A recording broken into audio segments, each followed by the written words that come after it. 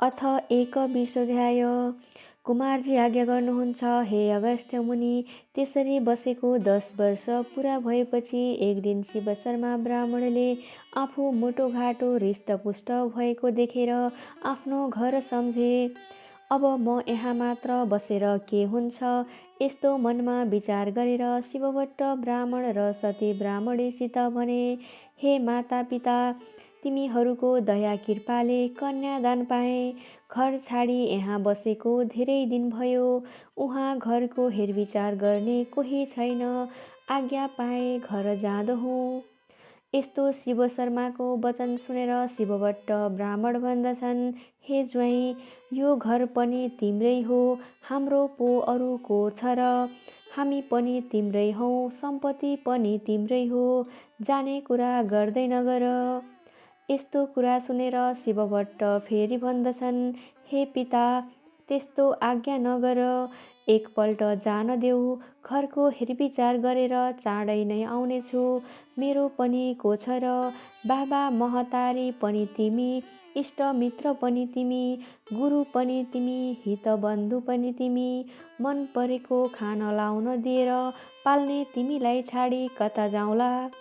यति आफ्ना पति शिव शर्माले पिता शिवभट्टसित कुरा गरेको सुनेर गोमा ब्राह्मणी भन्दछिन्, हे स्वामी, जानको मन नगर।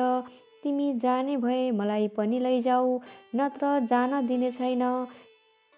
तिमी बिना म कसरी बस्नुली?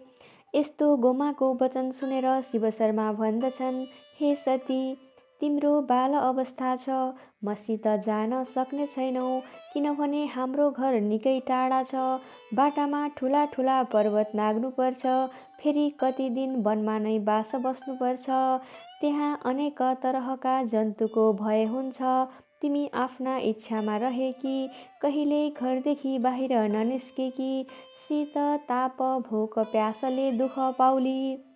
फेरि मेरो वृद्ध अवस्था छ, कसैले बाटोमा दगा गरेर तिमीलाई हरण गरेर लैजाला। यस अर्थले यहीँ बस, म घर पुगेर खबर लिई चाँडै आउनेछु। 2 महिना भनेको कति दिन हो र? यस्तो शिव शर्माको वचन सुनेर गोमा ब्राह्मणी भन्दछिन्, हे स्वामी, तिमी 2 महिना भन्दछौ, तिमी नभई 2 घडी पनि म बस्न सक्दिन। फेरि शीत ताप भोक इत्यादिले दुःख पाउलिस, पर्वत उक्लिनुपर्छ, वनमा बास बस्दा जन्तुहरूको भय हुन्छ भन्यौ। तिमीले दुःख पाए म पनि दुःख पाउली। जो गति तिम्रो उही मेरो। जस्तो जे भए पनि तिमीलाई छाडेर म यहाँ बस्न सक्दिन। कदाचित मलाई यही छाडी आफू मात्र गयौ भने म हत्या गरेर मर्नेछु।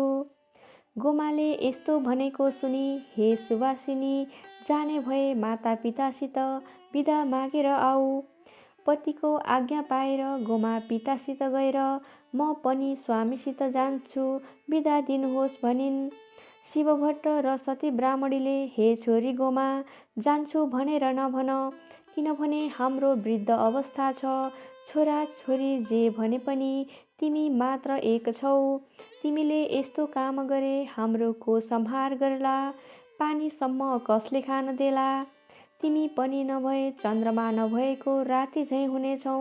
जस्तै रामचन्द्र नहुँदा दशरथ राजाको प्राण गएथ्यो, त्यस्तै तिमी नभए हामी पनि बाँच्ने छैनौ। त्यसैले हामी दम्पतिको सेवा गरी सम्पत्तिको रक्षा गरेर बस। तिम्रो पुरुषलाई जान देऊ, ती पनि 2 महिनामा आइहाल्दछन्।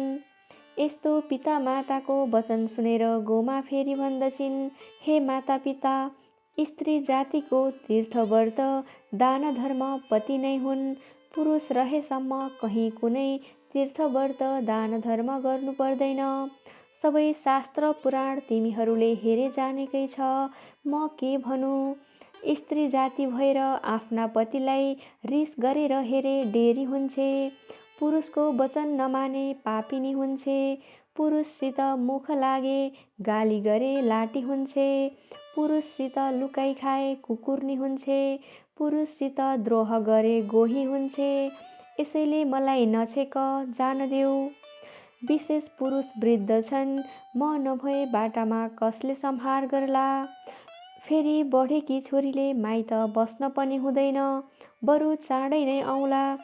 यस्तो गोमाले भनेपछि शिवभट्ट र सती ब्राह्मणीले त्यसो भन्छौ भने हामी के भनौँ, जाऊ भनी आँखादेखि आँसुका धारा खसाले।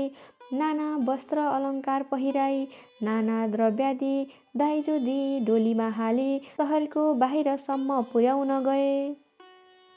बाटामा राम्रोसित लगे भनी डोलेहरूलाई अराएर शिवभट्टले गोमालाई हामीलाई नबिर्से, चाँडै आए भनेर डोलीदेखि ओर्ली बाबा महातरीलाई प्रणाम गरी सङ्गिनीहरूलाई पनि बस है भनेर सबैसित बिदा भई आँखाबाट आँसु खसाल्दै डोलीमा चढेर तहाँदेखि जाँदा भइन्। इति श्री स्कन्द पुराणे केदारखण्डे माघ माघत्मे कुमार अगस्त संवादे श्री स्वस्तानि परमेश्वर्या व्रतकथां स गोमापतिगृहगमनं नाम एकविंशोऽध्यायः।